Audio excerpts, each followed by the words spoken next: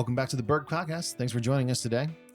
Today we're talking about the origin story. Where did Ford Berg come from? So with me, Brian, I've got Dan. Hey, everybody. And we brought in a special guest, Ben. Hey, guys. And we're going to ask Ben real quick. Ben, just go ahead and introduce yourself. Let us know, how do you know Ford Berg? What makes you the expert here? So I am lifelong friends with Ford. Probably met him prior to being 10 years old, over 30 years ago. And we really started hanging out later in our teens when Ford could drive. So that is the origin of my friendship with Ford. I'm a home builder in Berks County, Berks Homes. Been doing that my whole life. So we share common interest in construction and just a lot of things. That's great.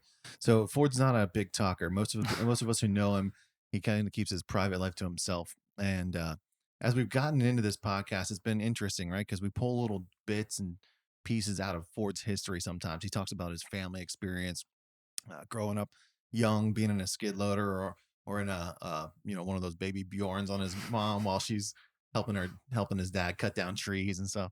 But we don't get someone like that, the personal side. So bring in one of Ford's close friends, and we kind of maybe get a little bit of the dirt on what shaped Ford into who he is today. So yeah, there's a lot of stories, but like I was telling you guys earlier, it's they're the lumberjacks, they're the Paul Bunyans of the world. And Ford, as most people know, he grew up on a job site, clearing, logging, that kind of stuff. They did a little bit of everything and anything in the woodworking world. And so Ford was kind of, if you will, born in a machine, and just super hard work ethic that's never changed. But how I met Ford or started hanging out with Ford, consistently was when he turned 16, and he kind of inherited the family Volvo. And I don't know how much Ford's talked about it, but the Volvo was probably the worst car I think I've ever driven in terms of condition, handling, acceleration, braking, all of that, So typical teenage first car, right? It was. I mean, they definitely took that to the extreme. Yeah, I wouldn't say typical, Brian. I've heard about this car. This is this is pushing it. This isn't Gavin's car. So I haven't heard the story. I've heard of the Volvo, so it was a little rough, huh? It was. I mean, you know how Volvos were, they're like a tank, right?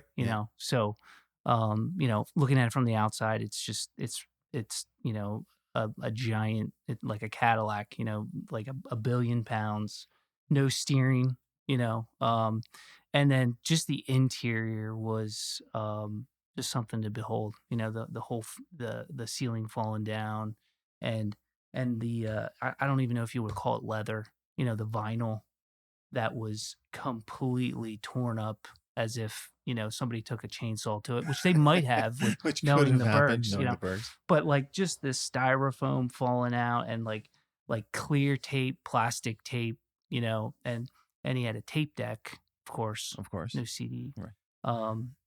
But that was the key, was the tape deck with the Discman, plugged into it. Oh yeah. So 90s rap. I was going to say, we're talking like some early 90s technology here, where you could actually take your Discman and put the tape into the deck and play your CDs through the tape deck. I don't know if you caught that there, right? But we know when they set up the Berg Podcast, anybody that ever rode in Ford's truck with him, he's going to have on No Shoes Radio. No, Margaritaville. I'm sorry, Margaritaville, right? But which is just totally a cover of what Ford might actually listen to. Because as Ben just said, what was going to be on in the Discman in this Volvo? Yeah, we're talking DMX, Mace, Jay-Z, Notorious B.I.G. These are the things that Ford listened to, and I'll tell you right now, I'll spill a lot of secrets, but he still listens to it. No, he does. Yeah. So, that was just kind of the vibe. And we're talking about like just him picking me up and going to the mall. That's what we did. Right. Well, I mean, we're in Lancaster County here. Like there aren't a lot of options. Right.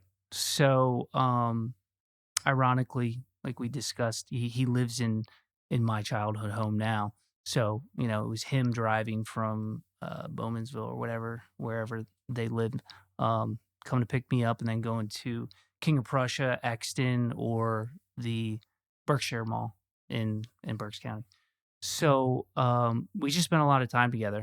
And a couple things that I always think of from those times, he had a cell phone before I did. And I felt like I got my cell phone pretty early, but I was a senior in high school. Okay. So, you know, we were hanging out before then, probably since I was like a freshman, sophomore.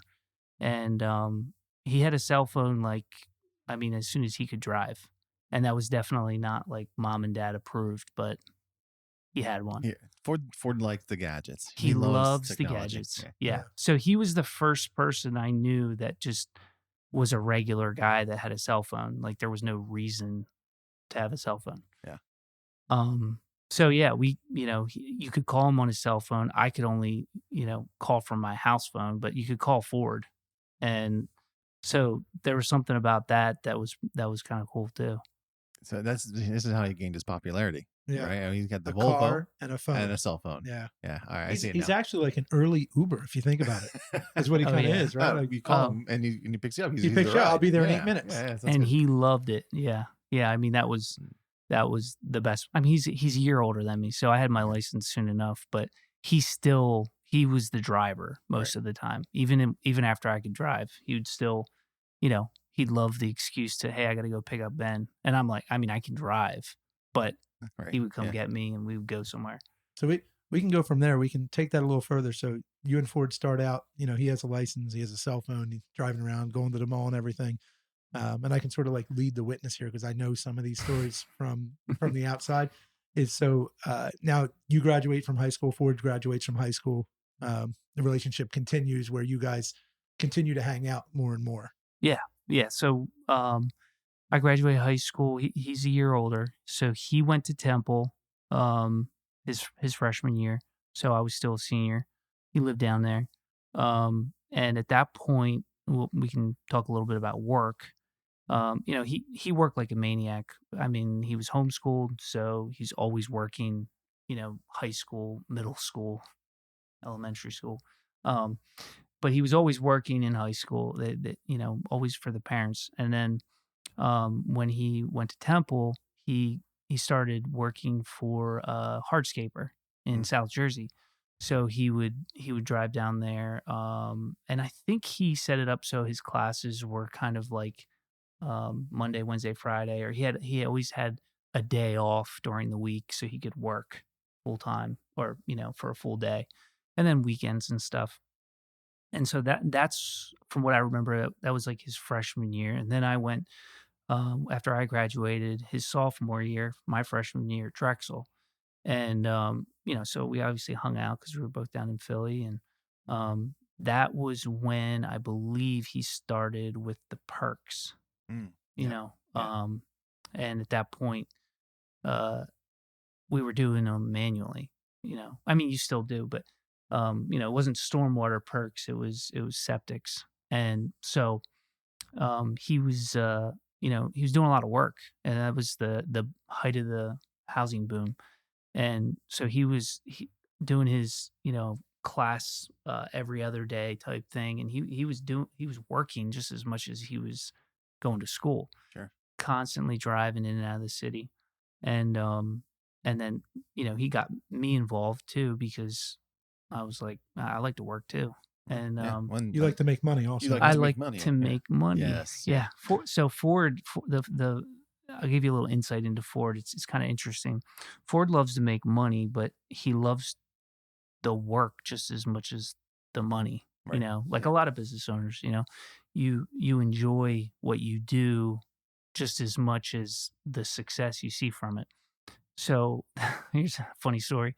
He later on, I believe he was a junior and I was a sophomore. I might be getting that mixed up. He came to live with me at Drexel in our apartment. And that's when he was really, doing a ton of work. I mean, the 1 year he made a good salary as a college student, like better than most people were making full time Right. doing perks and stuff. And he, he had this drawer in our apartment that he would put like his checks into. And every once in a while, he'd pull out like it was like his sock drawer or something, and he would just have these checks that he never cashed. This is like your nightmare, Yeah. Brian. Yeah, seriously, no. he would just, oh, this was like from 8 months ago or something, like 3 or 4 checks for, perking Right. septic systems. And, he was just like, just had them sitting in the drawer. He didn't need the money yet. He didn't need the money. Right. He didn't need the money. Yeah. And so along, probably soon after he was 16, 17, I think the Volvo was a little formative for him, because if you know Ford now, I mean, he's not going to probably drive He doesn't have an old busted No, Volvo he anymore. doesn't have- No, he doesn't have Right. a 3-year-old car, probably. But ever, right around that time, he realized, hey, like there's this value to hard work. You get paid for it, and you can do what you want because of that. Right. The freedom that hard work and Exactly. the money brings. Yeah. Mhm. Yeah. So he's always had that really, strong correlation to work and money. And there's really no way to get it without the work. And, I mean, obviously now sitting here in your great office and everything, you can see the fruits of that. But he's always had that concept down pat. And, the guy was born with a chainsaw, basically. Yeah. Well, For sure. so when he pulled all those checks out of the drawer, I've heard rumors about what he bought when he decided he wasn't going to drive a Volvo anymore. He bought something else. That he has like a love-hate relationship with this specific vehicle. He likes to buy them, and then generally, guys, I'm going to be honest with you, he feels bad about having them because he's not from New Jersey like me, where if you Right. don't have this vehicle, then you didn't do it right. Right. Yep. And so we buy the vehicle, and then we drive the vehicle, and then we feel bad about it, and then we sell the vehicle, and then we wait a little And then while. we want the vehicle. Then we again. want the then vehicle. you So want we it got to buy the again. vehicle Right. again. Yeah. So what vehicle is that? That's a Range Rover. That's a Range Rover. Yeah. Yeah, that came. I think that first one came along a little later after college. But so in college, he was into. He realized, again, the more money you have around, the more you can get what you want. And he got really interested in dressing well. Mhm. That some people don't know that about Ford. If you see him every day, he's kind of like a boots and jeans kind of guy. The guy has a lot of nice clothes. Yeah. And at that time, he kind of started to assemble his wardrobe, if you will. Well, and I And- don't even know when it started, but I know that from being in the city, Ford has told me, like, he likes to go out to eat in the Mhm. city. Oh, yeah. And it's a good reason to get dressed up a little nicer and spend a little money on a good meal. And, Yeah. Well, I mean, yeah, a lot of the stuff that I like to do is probably because of Ford. Like I never thought about the fact that if you pay a little more, you could get better food. Sure, And right. Ford was always about finding the best place to eat wherever you're at. And so, we went to restaurants that we had no business going to when we were in college because Ford was interested in it. Yeah. And he, still to this day, he loves finding the best place Still to loves eat. finding a good thing Yeah. to eat. Yep. And Sure. and it's changed. Now it's more like he wanted to go to the place that everybody wanted to go to, and now he wants to find the place that is the most underground but Right. the best. Yep. Some of that's just maturity, right? Yeah, I have a funny story, Ben. We were down, it was Ford and I, and we went down to the city with Tamara and Aaron. And we went to dinner. We went to Butcher and Singer, which is a really good steakhouse. It is not cheap, and you don't go there often. So we went down there, and we're feeling like king of the world. We're Butcher and Singer. Neither of us is really that old, but we're at Butcher and Singer. And we went from there to Fat Ham, which was one of his favorite spots over in University City. And you had to watch out for their drinks, which they can be dangerous. And then we ended up at Copa Banana at like, I don't know, 1:30 in the morning. And it happened to be like move-in day for UPenn. So people from not around here, University Cities has several universities in it. There's a lot of kids, a lot of bars, a lot of restaurants. And that was sort of where you guys were. And Ford, it was like 2:30 in the morning at this point. And we were going to turn around. And I was going to have to drive home. I was designated driver. So I'm driving back.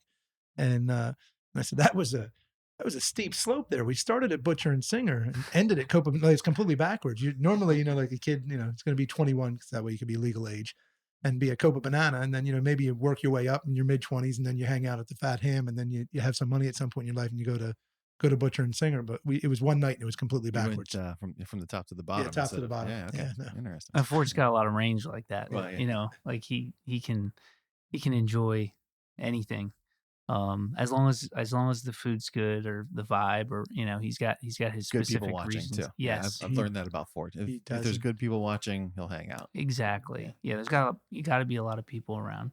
But yeah, so going back to college, I mean, that was really where I feel like he kind of created in his mind, not an identity, but what he wanted to do. He knew that he really caught on to the perking because of just the idea that it was like controlling your own destiny, and that's when he fell in love with equipment. I think he started doing some stormwater stuff, stormwater perking, and got to do some machine work. And he didn't have a machine at that time, but I think that's when it started to click that he was like, I like being outside. I like stuff that's from the ground up. And before you know it, I don't know if he had his machine in college. You guys might know that. I think it was right at the the end. first right at the machine. end, Yeah. Ironically, he owns that machine. Yeah, again. I heard that as a Tamara tracked it down or something. Wedding Yeah. gift. Yep. Yeah, wedding Yeah. gift. So was that about the same time that did Ford meet or start working with Darren right about the same time? Wetlands and Ecology. It was a little bit later. after that. Okay. Yeah. Yeah. So he started doing I think most of his work early on was the testing, the environmental stuff. But I mean it was anything, right? It was digging a trench for somebody, anything that the backhoe could handle. But as you guys know, Ford it's never too big. If he hasn't done it, he might not say that he's done it, but he won't say he hasn't done it. We always say that. Smoke and mirrors. Yeah. Smoke and mirrors. Nothing scares him. So Ben, were you living with Ford when he decided, just a few credits short of graduating, that he was no longer interested in being in college? Yes. Yeah. So, or I was living with him. It might have been right before that, but we were close, so I remember it well. Yeah. So let's talk about that, right? Because Ford is really open about the idea that college was a great decision for him, Mm-hmm. but he realized at one point here that he didn't need what he was quote unquote supposed to finish for college in order to go do the things he had figured out he wanted to do. Mm-hmm. Yeah, I think he had like this dual path the whole time. I mean, his major was criminal justice, and from a young age, I think Ford's always just been really interested in like law enforcement or more like FBI and that kind of thing. That's why for years you never get a picture of him. I don't know if you knew that. Like he would never take pictures because he didn't want to have like an identity. Yeah, he still doesn't like that. No. But that he was and I part were of the somewhere reason. over the weekend, and they had like a little photo booth set up. I was like, for our wives, let's get a picture for that. You guys go ahead. He's not taking a that's picture. one of the most shocking things. Don't lose the thought where you are, man. One of the most shocking things was we were. You remember the time we were in the city at the Ford loves those like food tasting events. Mm-hmm. Oh, we were yeah. down there. All of us were down there together, and there was that photo booth in the front. And Ford has his fancy suit on and takes this picture that Tamara still has. I know, like Tamara has the picture. I see it every once in a while, and it was the oddest thing. It was like Ford just took a picture. It's just in like a sitting fancy there outfit. smiling. Yeah. And you're like, It was what? like, what is that? It's like so out Who of held character. him down? Yeah, like he's smiling and dressed up in a picture. Like it doesn't. I mean, I know that happens, but you're not supposed to have a picture of that. Very rarely. Yeah. He doesn't. He no witnesses. No witnesses. Yeah. And then Right. the vehicle, of course. Most of his vehicles are going to be black or charcoal. It's going to look like an FBI truck. Right. Yeah. And it's it's just kind of. I think Ford's really well read. Like he likes to read. He's read a lot of fiction, nonfiction, and they have a lot of TV in the Berg household. You know what I mean? So at that point, he was interested in that, but it was kind of, I don't know, off to the side because he loved working so much and working with his hands and doing all the stuff that he grew up doing, already. So he had this kind of dual path, and at some point, I think it was really early, that he really just decided, and I don't want to do that. And I mean, it wasn't going to be, it wasn't going to align with the goals that he had. Right. He loved, he wanted to be able to do things. He wanted to be able to have the lifestyle that he always dreamed of, and probably that didn't align as well. And he wanted to be his own boss. I Right. mean, Yep. he's kind of a born entrepreneur, and so he quickly went down this path. And with a degree, I was actually surprised he lasted as long as he did. Like I said, it might have been his sophomore year or junior year. He was making way more than any of us were going to make right out of college with a degree at that time. And it was just kind of snapped his fingers and was like, "What am I doing?" Yeah. He talks about a moment, right, where he walks into a coffee shop and sees his business professor serving coffee. And he said, Oh, I've never heard that. Yeah, yeah. he said, I just realized that the person who's trying to teach me about how to run a business also hasn't figured it out. And maybe I know enough to like kind of to wing it a little bit. So It doesn't make sense. I mean, Ford, he's got a gut, like for You mean that's decisions. like a double entendre? You mean he's got Yeah, a good gut yeah. for Well, making well, he decisions? enjoys food. We He's- already We already covered talked that. about that. So, Yeah, I didn't call him slim, but I didn't. That's not what I meant. He's got this instinct for making things simple, right. and something like that is very obvious to him. I'm not gonna take business advice from the guy that's Serving me coffee. serving me coffee. Right. So at some point he just kind of went down that path, and he's got the drive obviously to execute. And he's just the kind of guy that is well aware of the limitations that, if any, that he has. He's always tried to surround himself with people that think differently than him, keep him in check, right? And so he always had the instincts for it. So I was surprised that he stayed that long. I mean, I think he asked me what my opinion was, and I was like, I don't know, man. I mean, do whatever you seem to be doing fine. So I wasn't stopping him.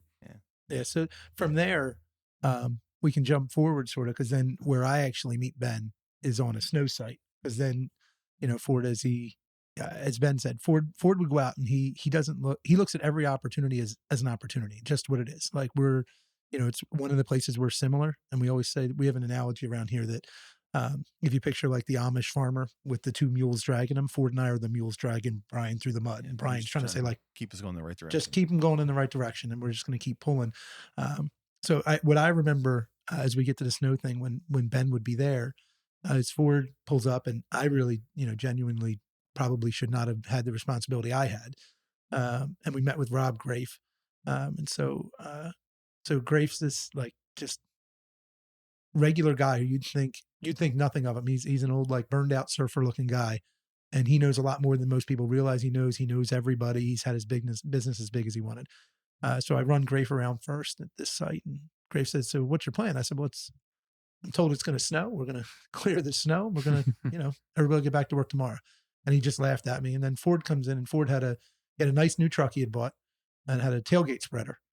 And now that same site, before it got downsized, it had like 3 tandem axle trucks on it, salting. It had, probably 8 machines. The first year it was, I think he had that backhoe that he had. I think the backhoe was there, a truck with a tailgate spreader, and like a bunch of friends, and then maybe Tom bought 1 wheel loader. I don't think there was a wheel loader year 1. We had a skid loader. Without a pusher. Without a pusher. And we didn't have the Gringo Motel yet. So not politically correct, but the Gringo Motel was not there yet. You just had to figure it out and sleep in your cars. So we get there and it snowed a lot. And none of us were really prepared for what was going to happen. Ford sold his truck about a week into snow season and bought a different truck with a bigger salter. And but in essence, again, Ford approached this and he said, we can do this and we can make some money. And he literally just brought everybody he knew, which various people. I mean, you had Ben, who was going to be in the construction side, residential housing construction. You had Jared was there, right? Jared. Yeah. So you I had mean, he drug like I'm not a snow guy. no. Like I'm just not interested, but he convinced me to do it because I was like, I was interested in seeing how did you get this job? Yeah. Yeah. I felt kind of like I had to help. Yeah, you had to help because we had stretched, and that like really became a hallmark of how we operated for a long time. And it's unnerving to people at times, but we just, we try and figure out a way. If there's an opportunity, you go after it, and if you get it, you figure out how to get it done. And you solve the problem. But Yeah, that sure. was where I really ran into Ben. Where I started to meet Ben was on the snow site. So we got to know each other a little bit there. A lot of people talk about Ford's vision in that way, and you mentioned it a few minutes ago. Like he just sort of has like a nose for figuring things out, right? Especially when it's interesting to him or motivates him. And it's always been funny to me to sort of watch Ford work in that way because uh growing up, I grew up in a family who, very stereotypically, when you pass the road crews, they say, well, this is why you go to school, right? Because you don't want to work on a road crew. And I know we've had that experience before. We talk to people about that all the time. And Ford was a little bit the opposite. So Ford was like, he knew what hard work was and loved it, but still wanted to pursue higher education because he thought it would take him to somewhere else, and then figured out along the way a different path that led him to his goals, and it was back to the hard work, back to where he grew up, where his roots were. Um, and but through all of that, he acknowledges how good of an experience the pieces of college that he completed were for him, and the things that he learned or figured out about himself.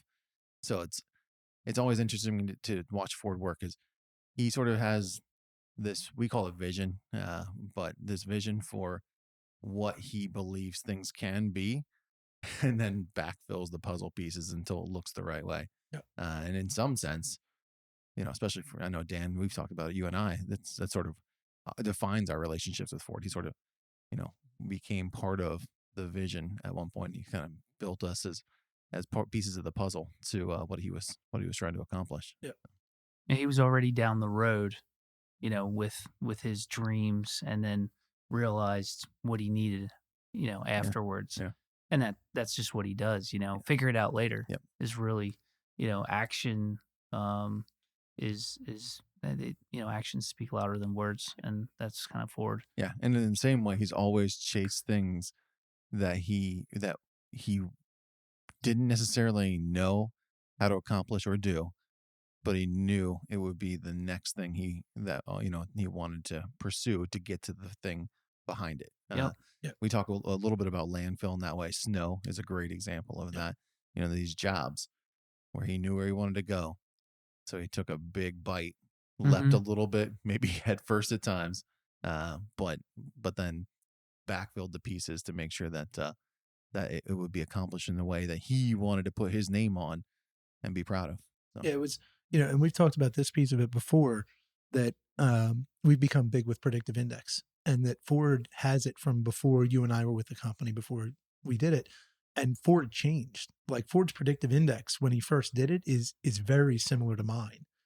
And once Ford and I got together, Ford changed his because you couldn't have two of us that were both going to do it. So he sort of, to Ben's point, he surrounds himself and he finds people that do one of two things. They either add something that Ford knows is difficult for Ford, or they subsidize what Ford does and allows Ford to grow and do something else. And I think, both of us sort of do both of those things at different times. There's certain things that you and Ford align really well. Then there's other things where you're beyond what Ford's interest or skill level is. And similarly with me.